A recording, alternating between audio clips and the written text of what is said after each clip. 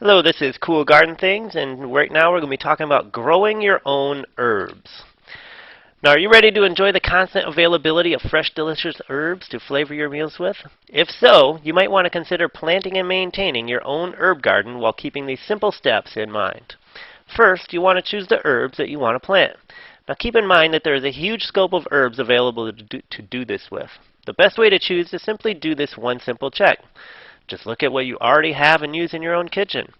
By planting your own collection of the herbs you already use, you can not only save money on buying them from the grocery store, you also get the added benefit of freshness. For example, some of the herbs you might start with include rosemary, sage, basil, dill, mint, chives, parsley, and oregano, among others. Important note, when choosing an area to put your new herb garden, you need to remember that the soil should have excellent drainage. Why? Because if the dirt gets watered and stays completely saturated, your chance of ever growing a healthy plant is greatly reduced. So, one of the best ways to fix the drainage problem is to dig a foot-deep hole in the soil and put a layer of crushed rocks down before replacing all the soil. This allows for all the water to drain out of the bottom, thus saving your plants from possible drowning. Now, when you are ready to begin planting your herbs, it can be easy to be tempted to buy the more expensive plants from the store. However, with herbs it is much easier to grow them from starting them from seed than it is with many other plants.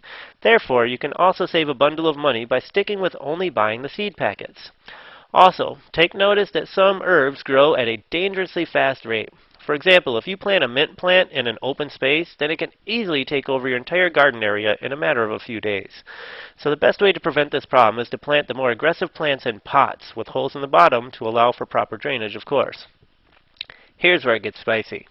When it comes time to harvest the herbs you have labored so patiently over, it's important to note that it can be fatal to your plant to take off too much at a time, especially if your plant isn't that well established.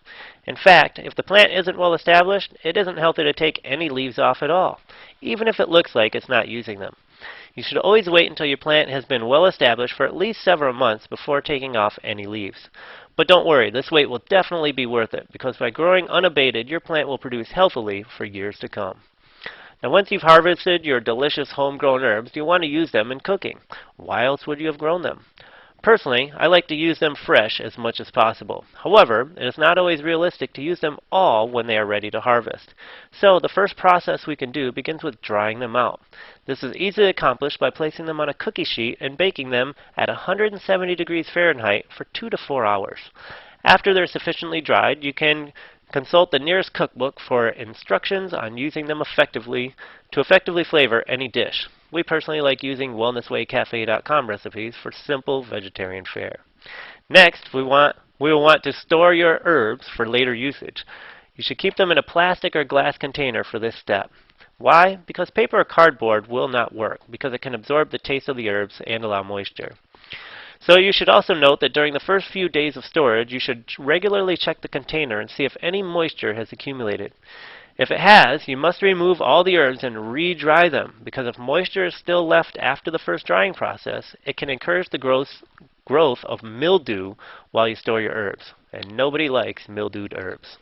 So if you enjoy herbs, gardening, or both, then you should really consider setting up an herb garden. It might require a little bit of work at first to set it up for optimal drainage and pick the herbs you want to grow, but after the initial setup, it's just a matter of harvesting and drying all your favorite and fresh homegrown herbs.